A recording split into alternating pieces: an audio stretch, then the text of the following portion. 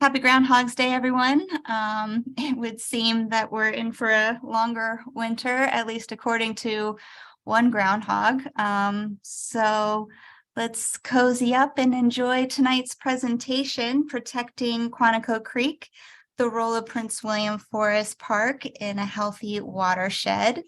My name is Ashley Studholm. I'm the programs director for the Prince William Conservation Alliance, and we work to protect equitable and sustainable communities throughout Prince William County.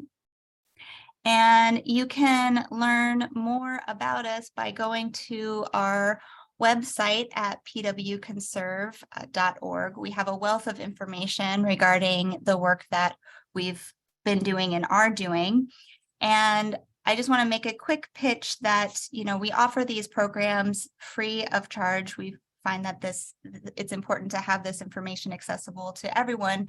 So if this is something that you would like to support, and you like the information we provide and the presentations we do, you can join us by clicking here, and you'll be able to donate securely online, and it really does make a difference in supporting our efforts. And in addition to our website, we have our Facebook page that has all of our upcoming events, including the Bluebell Festival at Merrimack Farm, which we're busy organizing on April 8th of this year. And we also have a blog that I wanted to highlight, Your Piece of the Planet, and just to showcase one of our latest entries that kind of frames the discussion for tonight. Here in Prince William County, we're really fortunate that we have two national parks, Manassas Battlefield and Prince William Forest Park. And in addition to providing just being such an incredible recreational resource and an ecotourism resource for the county and the local economy and the people that live here and throughout the region. Prince William Forest is one of the largest green spaces, is the largest green space in the metropolitan area, and is the largest example of a Piedmont forest in the entire national park system, which we're going to be learning a lot more about in tonight's presentation. And the forest protects 80% of the Quantico Creek watershed. And that's something that I just wanted to highlight here in some of our comments. There's a recent proposal to build a data center, and you can see here, this is the proposed site, and this is Prince William Forest Park next to it. And then you can also see Quantico Creek right here. So it's pretty clear that this site will be at the headwaters of Quantico Creek, and that has us concerned for several reasons, most of which that these are erodible soils, and we're going to learn more that protecting the headwaters really is key to protecting what happens downstream. And so I would encourage you all to review those the comments that we provided in support of Prince William Forest.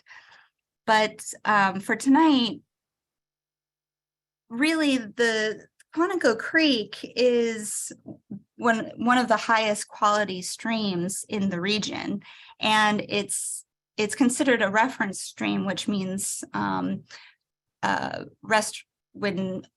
when practitioners are undergoing restoration, it uses that as a standard to compare as they're restoring a stream. And so it's and it is high quality because of Prince William Forest Park and the role that the forest plays in protecting it. And it's a park that's ranked as the second most pristine forest among the national parks in the eastern United States. So it really is a gem worth protecting and investing in, and this area is forested, and I think that there's an opportunity here rather than a data center to have this become part of the park. This is within the legislative boundary. So lastly, as we move into the presentation, you noted that we are recording this presentation and it will be uploaded and made available to our YouTube channel, where you can peruse all of our past presentations, including one from a couple weeks ago, Mysteries of the Dragonfly with Judy Gallagher, which was just so insightful into the world of dragonflies and highlighted the importance of clean water. And so that's really what we're going to be talking about tonight, is Quantico Creek, the relationship between land use and stream quality.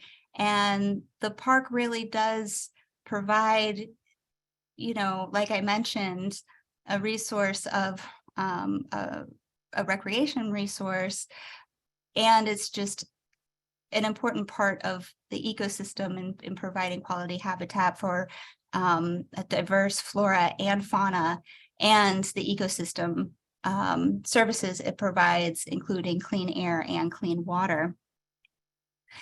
So I mentioned before during the presentation, we'll stay muted, but please feel free to use the chat box to share comments or questions throughout the presentation. And then afterwards, we'll open it up for a Q&A. And so now I'm going to turn it over to our speaker tonight. We're so honored to have her.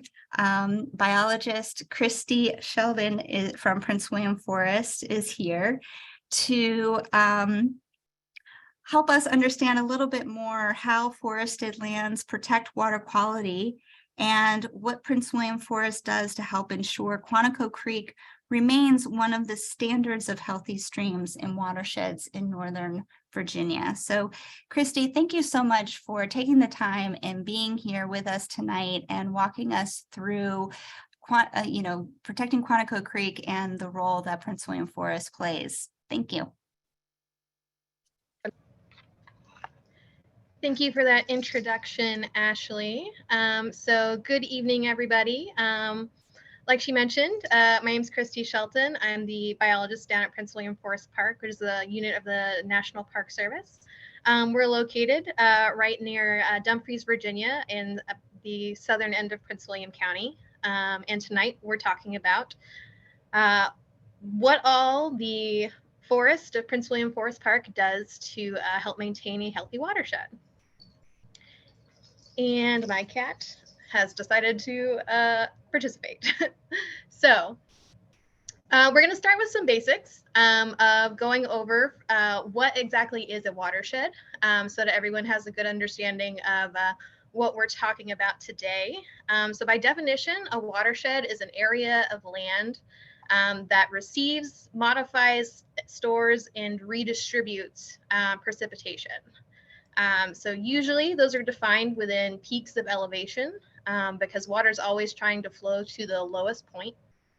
And you can basically think of it as a large, oddly shaped bowl with a hole at one end. So all of the water that enters the system flows down the sides of the bowl until it reaches the lowest point it can, which can sometimes be into another watershed, a larger watershed, or eventually reaching the groundwater or the ocean.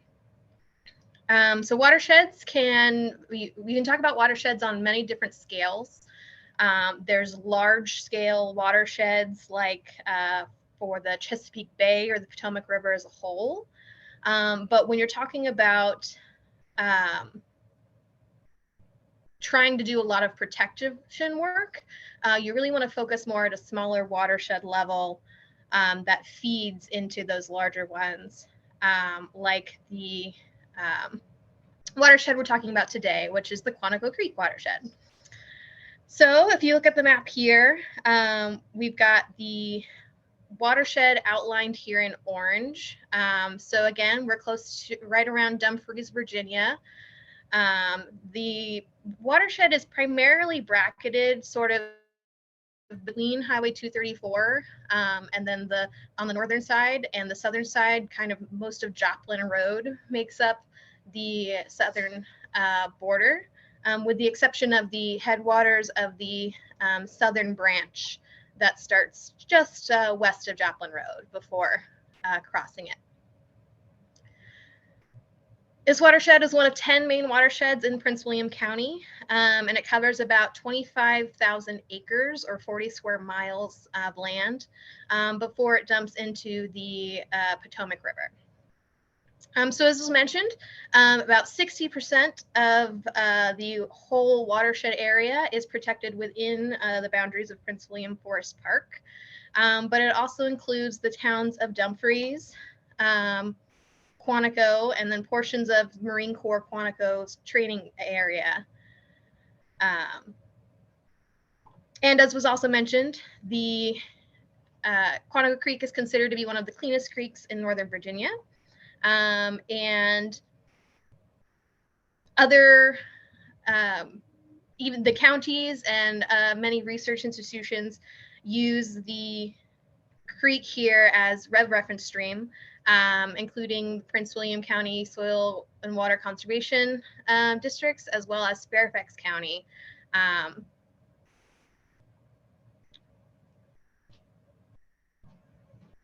And we're going to talk a little bit more about why this section of and this creek is in such good quality. And the why is actually pretty simple. It's really all of these trees, the forest itself. So as our name implies, Prince William Forest Park is almost entirely forested area. We're one of the largest intact examples of the Eastern Piedmont Forest in the National Park System. And forests have been proven, scientifically proven, to be the most beneficial land cover in order to protect and maintain high water quality. And this is mostly due to their ability to capture, filter, retain, and regulate water. Trees, plants, vegetation, the leaf litter, all of that has a huge impact on the chemical makeup of the water that passes through them. And it helps to reduce erosion and runoff, where many of the pollutants that affect water quality are picked up. And a lot of these benefits are tied to one thing, which is really slowing water down. So when rainfall enters a watershed, a lot of people don't necessarily think about the impact that a single raindrop can have when it hits the ground. However, I'm sure we've all seen how when it rains, the rain splashes up dirt onto our houses or our shoes, and a good rain can help wash the grime off your car without needing help to scrub it all off. So if this rain is directly impacting the soils, you're going to get a lot of displacement and erosion. But in a forested ecosystem, a raindrop very rarely ever directly touches the forest floor.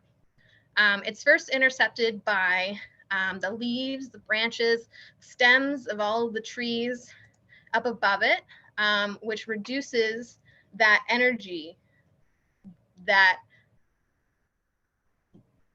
displaces soil and dirt and grime before it has a chance to cause problems once on the soil level. Some of this water that hits our trees never actually reaches the ground. It evaporates back into the atmosphere. But the water that does continue down off the plants still has to go through several layers of vegetation and leaf litter before reaching the soil that continue to slow that water down.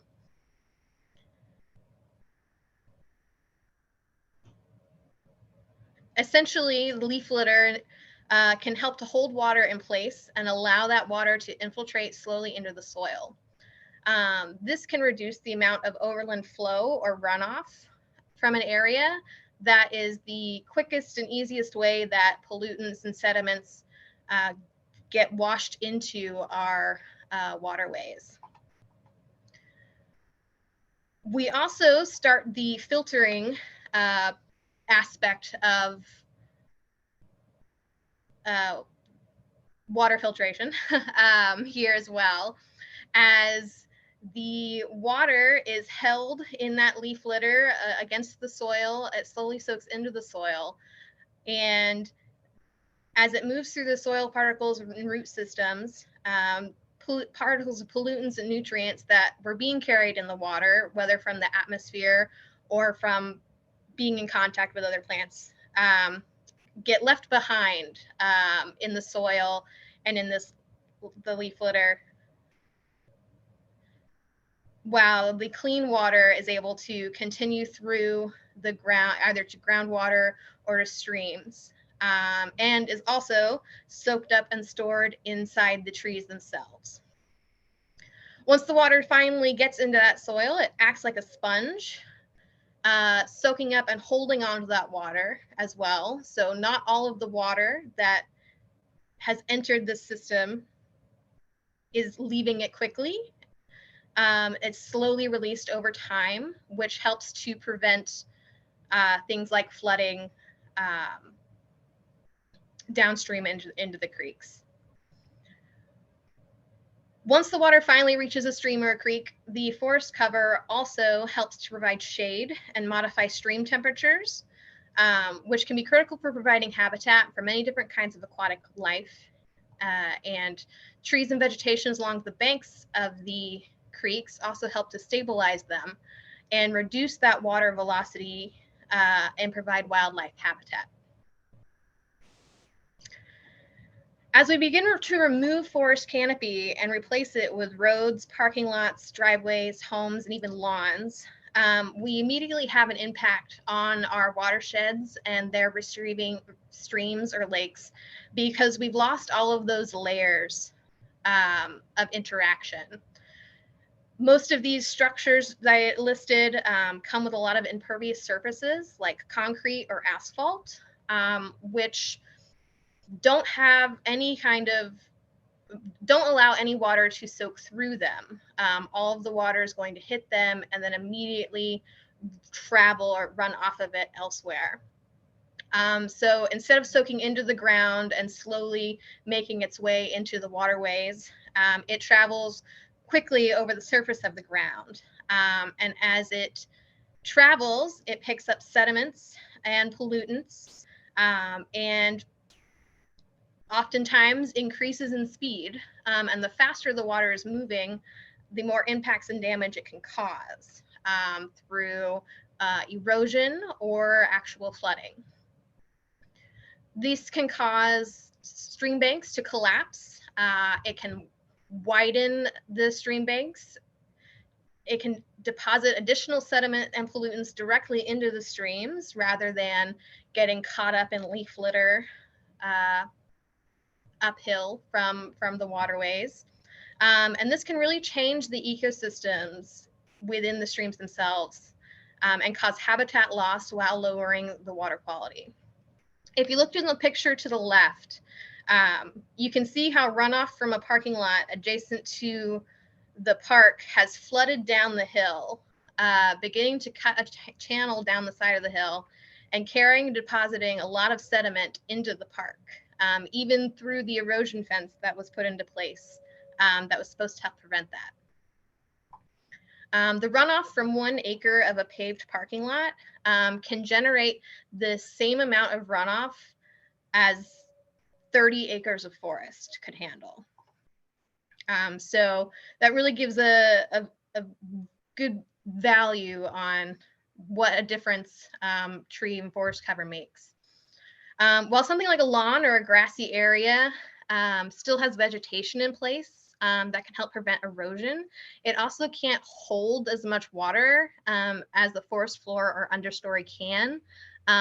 either in the vegetation itself or in the soil.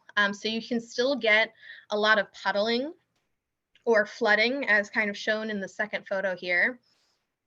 And the same thing happens with heavy agricultural practices. A lot of times, the agricultural practice has a huge impact on the soil, compacting it, which then makes it more difficult for water to infiltrate into the soil. So it runs off nearly as if it was asphalt as well. And for both lawns and agriculture, it's common for the water that runs off there to pick up fertilizers and pesticides that are used to maintain those landscapes.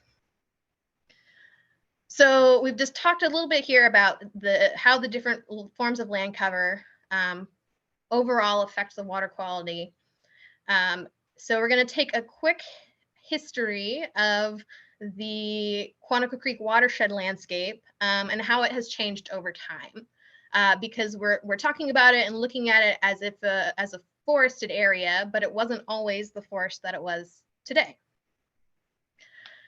So in this area of Virginia, back around the Civil War era, there were a lot of tobacco plantations, which kind of the big cash crop of that time period. And also characteristic of that time period, there was a lot of over farming and overuse of the land. To the point that in the mid to late 1700s, a lot of the plantations were suffering from falling soil fertility, as well as,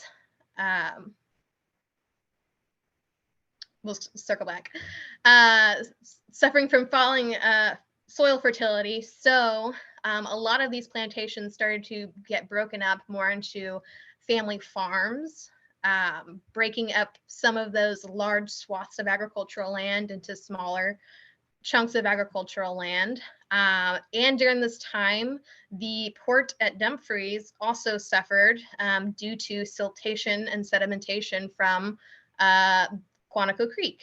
As was mentioned earlier, the soils in the Piedmont area tend to be very easily erodible. And the extensive farming that was going on for the plantations probably didn't help with that.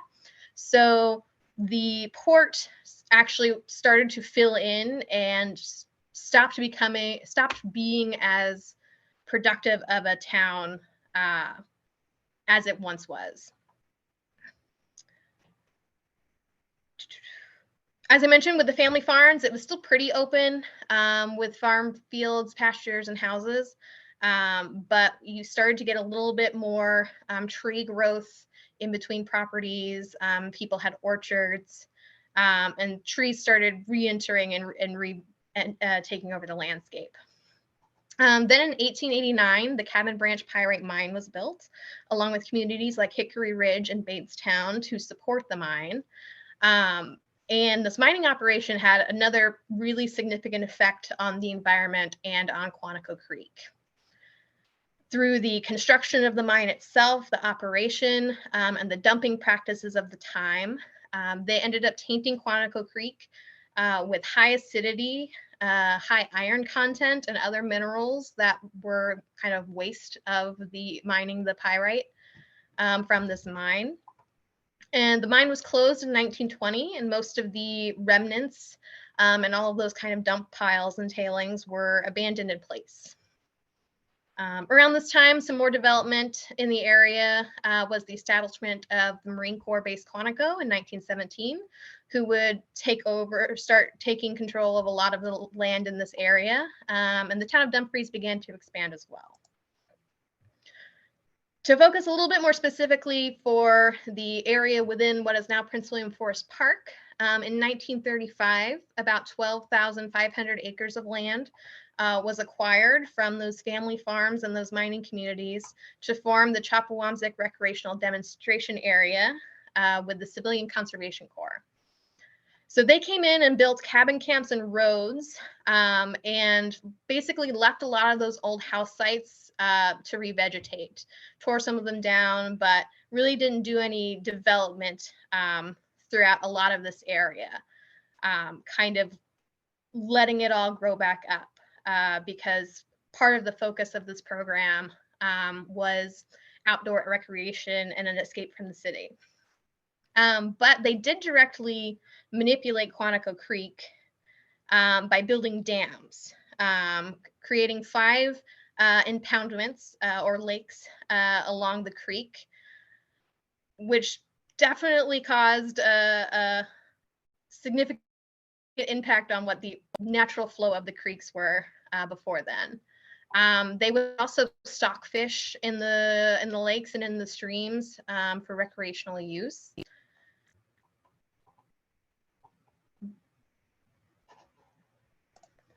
There we go. So they would stock the creeks for recreational use, but they really were trying to utilize the natural resources as a recreational tool.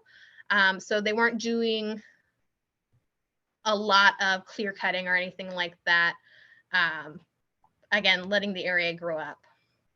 Then for a brief period from 1942 to 1945, during World War II, the park area and the camps were used by the Office of the Strategic Services for training, which included a couple additional impacts to the land, including the destruction of most of the remaining houses and structures from the family farms, but as well as the use of explosives for training and additional training in the woods with things like firearms.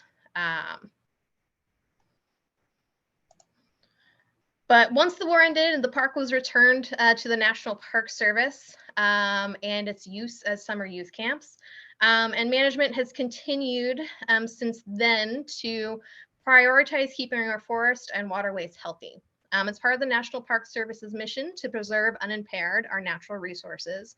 And so we strive to restore, maintain, or enhance the quality of surface and groundwaters within the parks.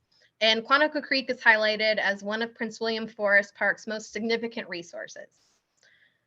So as we mentioned earlier, about 60% of the watershed is protected within the park, including most of the headwaters of the north branch of the creek. About 18 miles of the creek and its tributaries are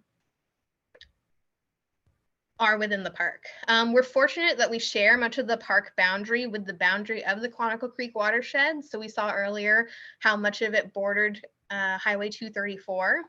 And that really gives us a unique capability to preserve the watershed's health with more limited impacts than a lot of other watersheds in the state that have a lot more development occurring within them.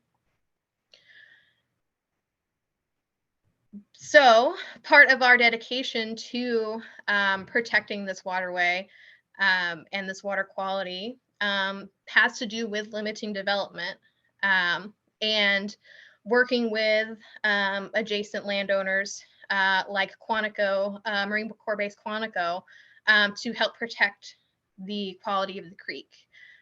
So for years, we've had agreements with Quantico to kind of communicate about and help to limit the impacts on that section of the southern branch of Quantico Creek that runs through their land.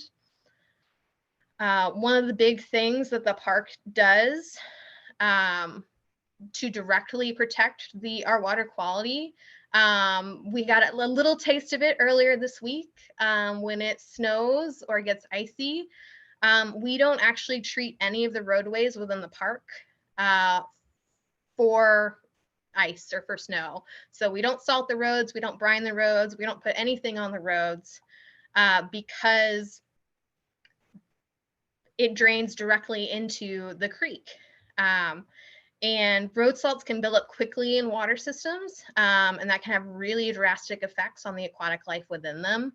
And we would rather open the park late, a few hours late, while we plow and apply some sand to areas of concern to provide safe access throughout the park. I mentioned we try to limit additional disturbance with park activities. So whenever we have trails that start to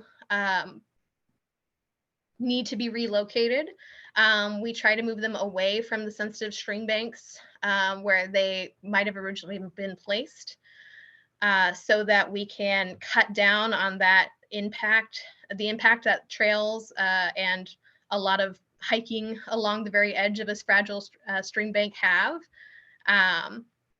And we really try to adapt infrastructure that's already in place rather than building shiny new things all the time.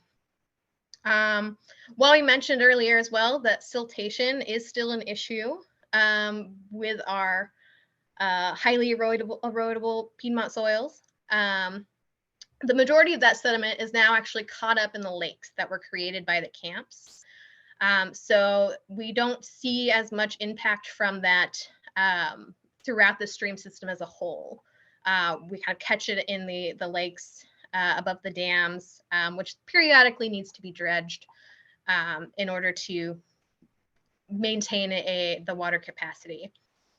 Today, the largest impacts to the streams within the park are generally visitors entering the creeks from the trails, flood impacts from increasingly heavier and flashier rainfalls, and then some of the usual struggles that come with from park neighbors, illegal dumping, continuing urbanization, and runoff from developments, particularly in the northeast area of the park. Whoops, sorry.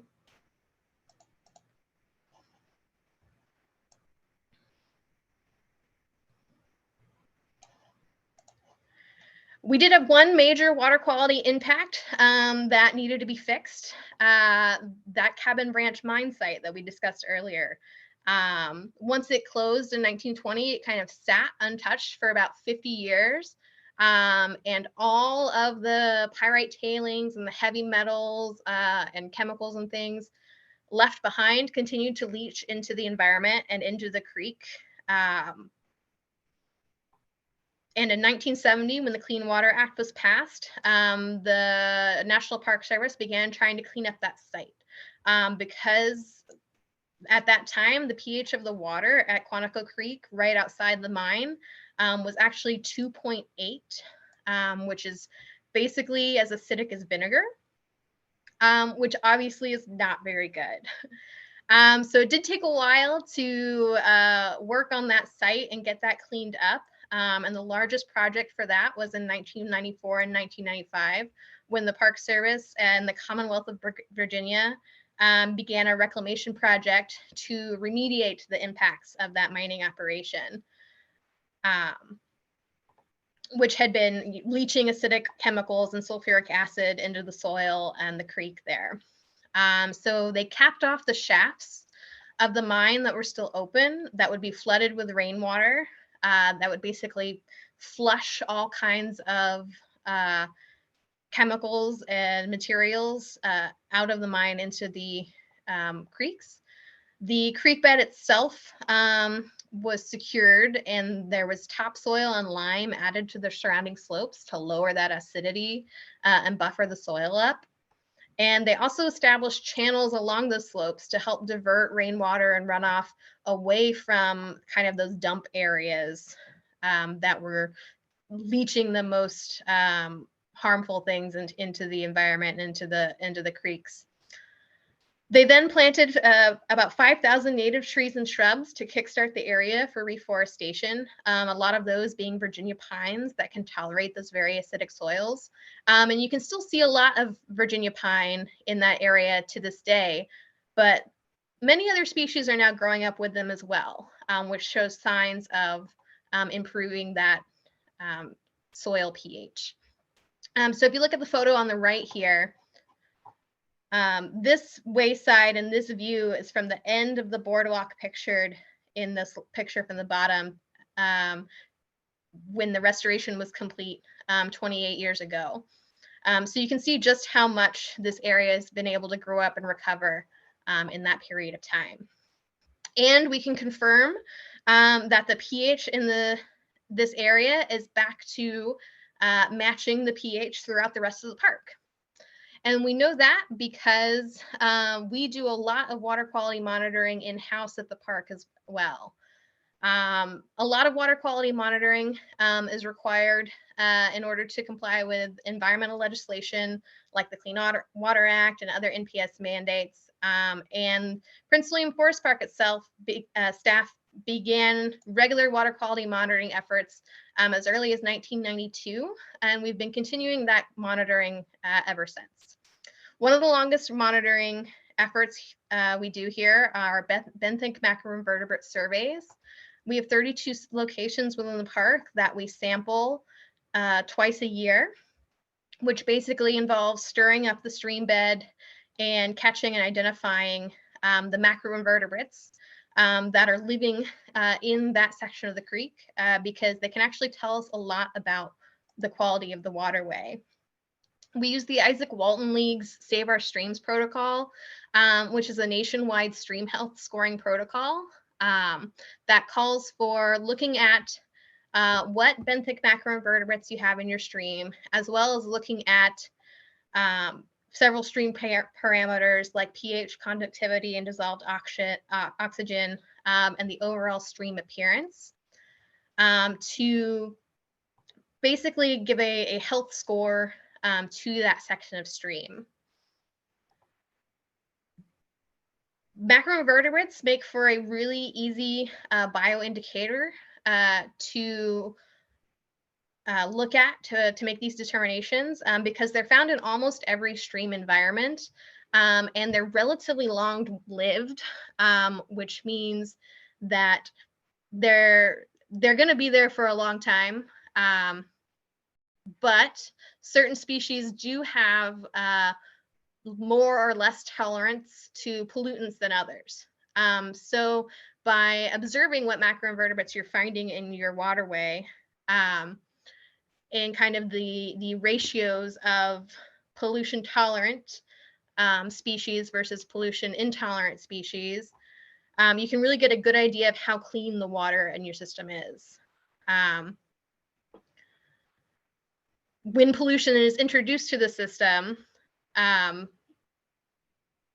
the population of species that are on the left-hand side of the screen here go down,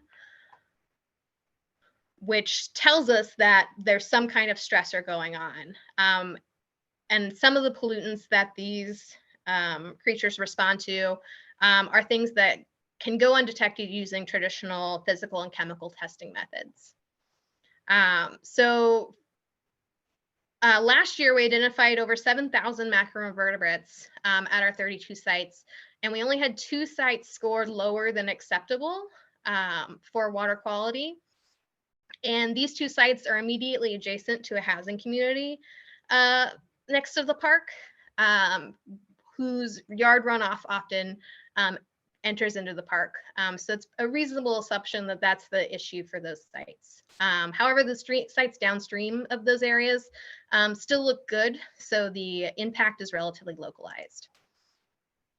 One of our other main regular water quality monitoring efforts focuses on bacteria levels in the watersheds in relation to human health. So fecal coliforms are bacteria that occur naturally in the intestines of warm-blooded animals. However, the consumption of these bacteria can cause impacts to human health. We focus specifically on E. coli and test regularly for it so that we know what the baseline level in the system is. And so we can identify when changes happen and try to figure out what has caused them, whether it's has to do with the weather or it's possibly related to development around the park or visitor use or sewage system failures. So we sample all of the lakes that are associated with the cabin camps in the park because they do have sewer systems there, and those are our primary recreational areas. So those sites are sampled every week throughout the recreational season. And then we have 6 additional sites, stream sites, kind of spread throughout the park so that we can monitor other places as well. So if you look at the graph here, this is our summary from last summer. And you can see we've only got a few spikes in E. coli levels over the season. And generally, when you see a single spike like that, It's associated with a heavy rain that followed a dry period in time, as generally there's more animal waste to be washed into the waterways after a dry spell. So it's common that we'll see spikes like that periodically.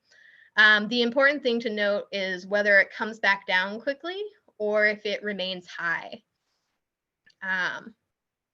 In Virginia, the rating of over 410 bacteria per 100 milliliters of water means that we have to close the water body for recreation. So you can see on our chart here, 400 is about right here. So we had to do a couple of lake closures last year for human health and safety. But as long as we're not seeing a long, continuously high rating, then we're not too alarmed. However, if we did see that, we would know something needs to be evaluated and looked at. And we would see that pretty quickly so that we could respond and remediate whatever the cause is. There's some other regular water quality monitoring efforts throughout the park every year. Our National Capital Area Regional Office monitors water chemistry, nutrient dynamics, the fish, the macroinvertebrates, and surface water dynamics in all of the national parks in our region. We've also participated in the Dragonfly Mercury project that was started in 2011, which looks at dragonfly larvae as a bioindicator of how much mercury is built up in the environment. We tested with them in 2015 and then in 2021 to get an idea of if our mercury levels are changing over time. And we actually had a lower number come back for 2021, which is exciting. But as we mentioned earlier, there's county water quality monitoring as well. The Prince William Soil Water Conservation District samples in our park using the same Isaac Walton SOS protocol. The Fairfax County Watershed Assessment Branch samples within us every year, looking at fish, macroinvertebrates, and habitat assessments. Again, as a reference stream for what a healthy stream should look like. In comparison to the streams and waterways they're dealing with in Fairfax County.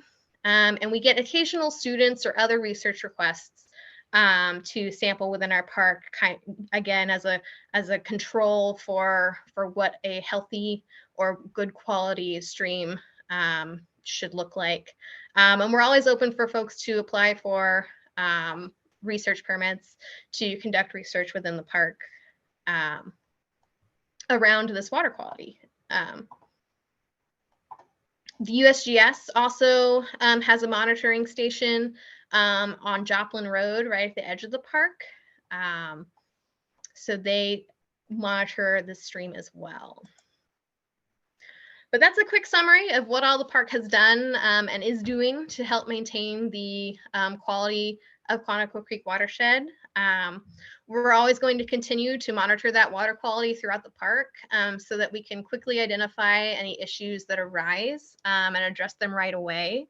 And as our park's mission, we're going to continue to maintain our forests and the benefits that it provides. So that's all I've got for this evening. If anyone's got any questions, we can answer some of those. That's terrific. Thanks so much, Kristi. And before I jump in to the Q&A, I just wanted to acknowledge that Supervisor Victor Angry is here with us tonight. Thank you so much for being here. And I invite you to come in and say a few words if you would like. Well, you're welcome, first of all. And I apologize for being late. It was a long day. But Kristi, first of all, for the Alliance, thank you for putting this together. I learned a lot more about, our nature, Prince William County, our parks, and our water system. The more I tune in to listen to the experts talk about what it is. And I spend a lot of time in the trails. I mean, you know, I absolutely love nature. So I thank you, Kristi, for this very thorough and very detailed presentation about really where we are in the park in Prince William Park, and then some of the opportunities and some of the challenges. And so I know from my position, I sit in one of those seats that has an opportunity to help us with the challenges. And so, you know, I'd like to do some of this more even one-on-one. I don't want to be long-winded, but I just want to say thank you for putting this together. And I'm, you know, I will try to be on as many of these as I can so I can hear the issues. And then, you know, it helps me with my decision making on the things that we are trying to do around the county. I always say that there's this really unfortunate, delicate balance that we got to figure out between humanity and nature, and how do we coexist together. So, you know, at the end of, and I heard the portion you mentioned about maybe some of the water contamination was because of a community or neighborhood that was built. And then for me, my question would be how can I get in and figure out how do we help that community so that we can you know, clean up that or figure out how to lessen that, or really at the end of the day, zero that so that it doesn't happen. So what's that balance? And then what is the system to do that? So I'm always interested in just hearing those from this position. Again, I think one of the things, and I'm sorry, because I'm gonna start, I said I'd be short and I kind of going on, but I absolutely love nature. And I know for me, the easiest thing to do would be to simply leave like this position of politics and really kind of managing the county and just go and live out my days in nature. But I think the tougher, harder job that I'm willing to accept and take on the challenge is being a part of the solution, and from this position, and finding how do we find that balance again for mankind and nature to coexist without, you know, destroying the beauty. And in those slides you got, there was a lot of beautiful areas I saw. Really, I wanted to know where those were so I could go and walk that myself. So I'll probably ask you that later, but I'll stop right there. So, but thank you again. Thank you, Supervisor. And yeah, I think that there's a lot of opportunity and a recognition that, you know, there's that coexistence piece, but also we rely on nature and the functions that nature provides us, you know, just like mentally and physically, we all feel, you know, forest bathing is a thing for a reason. But then also just the clean air and water that it provides too. So yeah, thank you. And we look forward to continuing the conversation with you as well. Yes. Sonny, you have your hand raised. Why don't you come on in? Yeah. Okay, so quick question. Is there a growing problem with the lantern fly or butterfly or whatever the new pestilence is? Yeah, the spotted lanternfly. Okay. So we have been very lucky so far that we haven't found or seen any within the park boundaries. We know that it's been reported kind of north of us around the airport area for Manassas, and it's been seen down in, I think, the town of Quantico as well. But we haven't found any within the park at this time. It's also not one that our park in particular is expecting a lot of impact from, because we don't have a lot of its most preferred hosts within the park. So it's definitely a big agricultural pest. Some of the main things that it likes to target and feed off of are things like grapevines and fruit trees.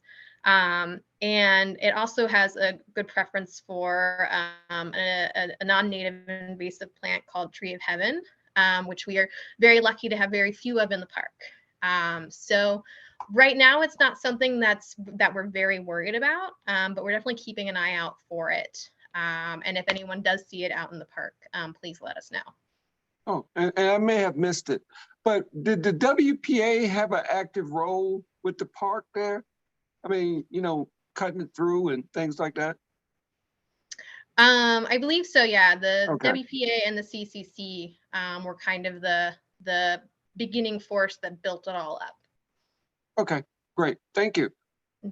NPS folks are the greatest. They're the best government people that I work with. They always have a campsite for you. Thank you. We try our best. Thank you. All right. Thanks, Sunny. Yeah, the spotted lanternfly, it's a really interesting, that relationship between, you know, this kind of new invasive species and the tree of heaven that you mentioned, and the fact that, you know, Prince William Forest Park doesn't really have an invasive species issue is pretty phenomenal. And I think unique in the park system too. Yes, we're the only park in the region that has managed to get a downward trend in our invasive species population. And a lot of that has to do with how intact our forest ecosystem is. And, you know, we share so much of our border with Marine Corps base Quantico, whereas a lot of other parks have a lot of different neighbors. We have fewer than most, so we have a few less inputs from people's yards or things like that, kind of invading into the park. Yeah. We have a question here. Joel, do you want to come on in and ask your question?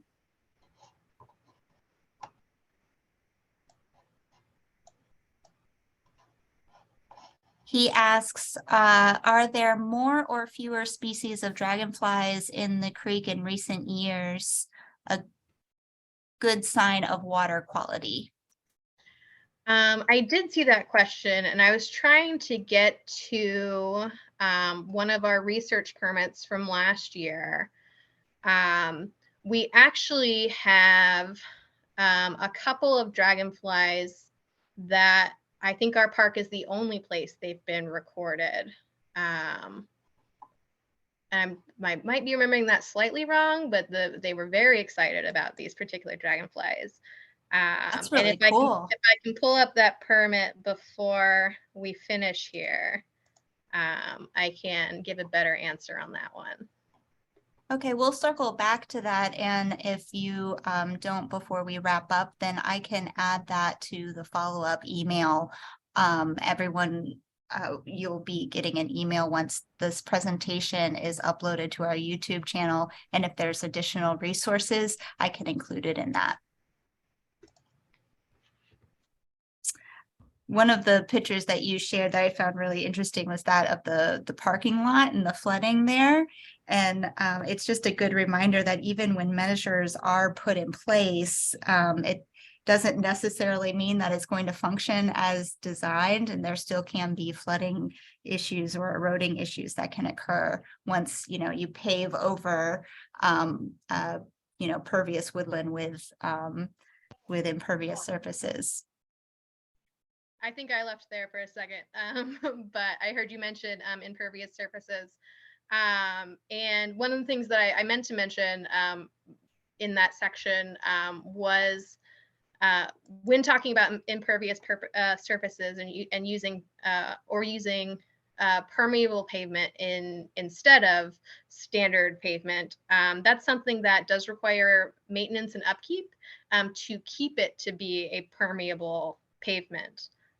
Because like we talked about, as the water moves through the soil and the layers, it's depositing sediment and nutrients. So, you know, things like permeable pavements fill up over time. So they're not an answer to or forever answer to the issue. Do we have any other questions for Kristi tonight?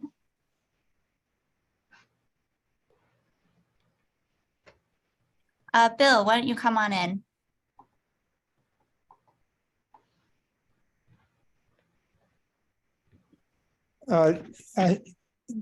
Personally, Conservation Alliance had a meeting back in June of last year looking at a lot of water quality across the county. And there was one woman who was she either had a PhD or a master's in chemistry or biology. I can't remember which one, but she talked about the impact of the data center build out in the western part of the county on the Occoquan Reservoir, and the fact that it would increase the salinization of the runoff there would impact the water supply and probably cost in the end about $500 million in order to get it to where we could drink the water. Fairfax runs that facility. I wonder if there's if you've done any kind of study there with the impact of the data center adjacent to Quantico Creek, of what that might have on the creek. I don't think we've done any specific kind of planning or studying of what the impacts of that particular action would have on the waterways. We're working mostly with knowledge that's been shared from other studies or other real world examples like the one you mentioned there, to see what the greatest effect could be. But we've not been able to do any kind of predictive study or anything like that related to that project. Okay, thank you. We are very concerned about it. And exactly like you mentioned, what kind of the compounding impacts would have there. But yeah, no study or anything on it. I just wonder if there's any way to quantify the impact to where, say, Supervisor Angry and other supervisors could take that information and have it as an input to what they may make a decision about. Mm-hmm. Especially given that we do know the importance of protecting the headwaters and how that can kind of trickle down. Thanks, Bill. Okay, thank you. Anyone else have any questions? Feel free to unmute and come on in. I did see Elizabeth Ward. Elizabeth, did you have any follow-up comments on that?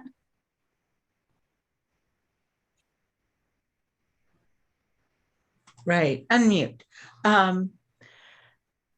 Actually, in order to determine what the impact might be of developing the land, there is the model that MCOG has that Prince William intends to do after they develop the data centers. They decided to move ahead with decisions ahead of the water studies. But a lot of that modeling will give them good information, predictive information on what the impact will be on the watershed of development, the increase in stormwater, salinity impacts or potential salinity impacts, because the model was made to do this sort of thing. So Thanks, it would be Elizabeth. nice if we did it. Indeed, it would.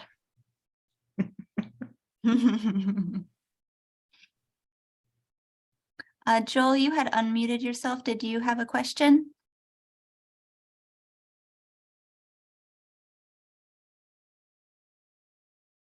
Okay. Is there anyone else with final comments?